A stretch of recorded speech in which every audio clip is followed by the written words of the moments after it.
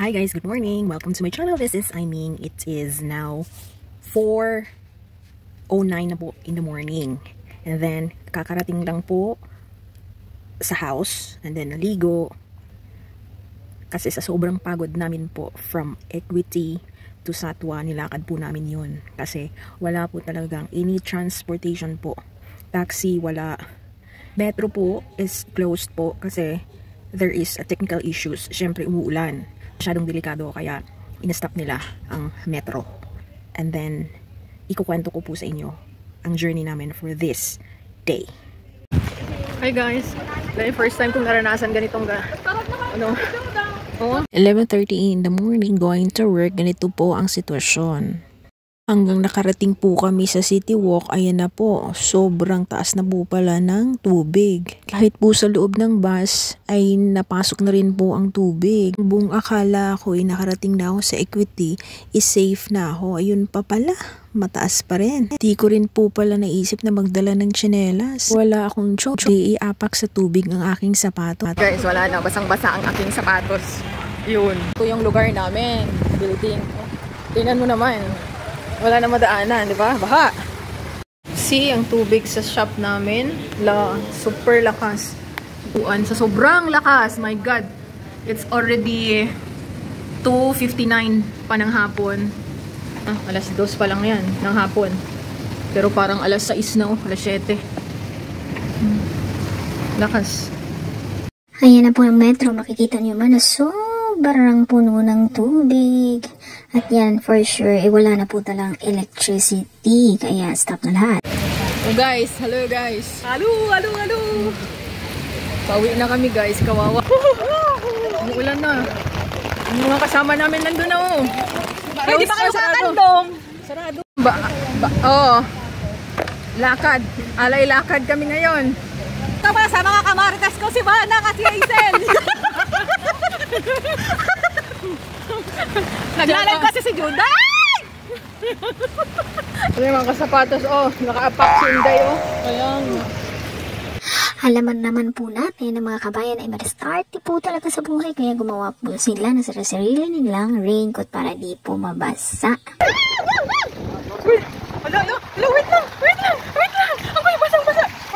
Kailangan ko pala like this. Ay ko po! Ano ba yan?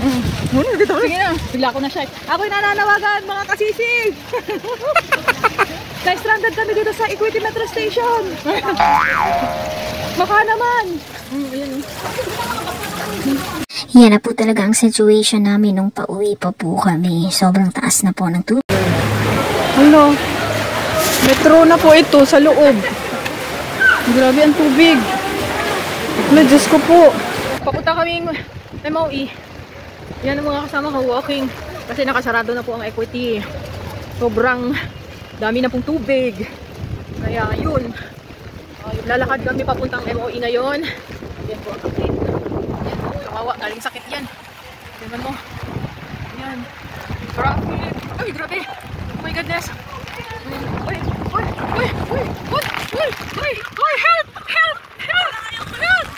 Help! Ayun. Lakad kami pa MOE. Tingnan mo. Ay, payong ko. Sira na ang payong ko. Oh my God. First time kong naranasan. Welcome in Dubai. Oh my goodness. Masaya pa rin kami. Hindi ako masaya. Matagal kaming pinauwi. Aba. Parang nasa Pilipinas na. Ano yun? Kawawa ng mga tao. Saan tayo tatawid? Yun lang. Sabi ng crew ng Equity, papunta daw po kami ng MOE kasi may arrange daw po na bus. Aba yung nangyari, wala naman po in-arrange doon na bus or metro transportation. Kaya naloka kami, bumalik na naman kami sa Equity. So ang ginawa namin, nag-decide po kami bumalik sa Junior Couture para makapagpahingan kahit papano. Habang naulan, bumalik po kami doon sa Junior Couture para makapagpahinga. Bumili kami ng food para kahit papano po ay may makakain naman po kami doon. Ito na po pala ang mga itsura namin after naming nag-BS. Sobrang basa pa. Kaya po, nag-start na po kaming maglakad para po makauwi na po sa kanya-kanya po naming bahay. Alas siya, sulong na naman sa baha. Hi guys. What time ka nakasakay? Dapat dito sa 11 something. Bumara po kami ng bus. Parang private, ano to eh, bus. Yun. Hindi ko naman, pinasakay kami. Pero hanggang Quincy Mall lang ito. Yung mga kasama ko. Yan guys, super hirap. Super hirap. Pero at least, at least, mabait siya. Tumigil siya, di ba? Oo. Pagpala rin. At least nakapag-ano kami.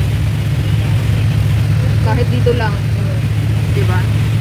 Update mamaya guys. Guys, ganun kalala oh. Tingnan mo oh. Ganun kalala yung ano, oh my god.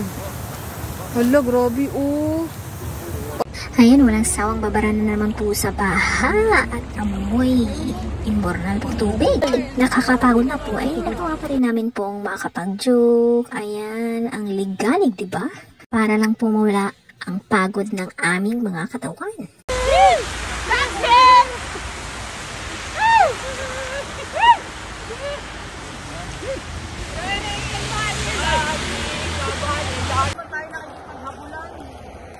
Hilik-hilik din pag may time.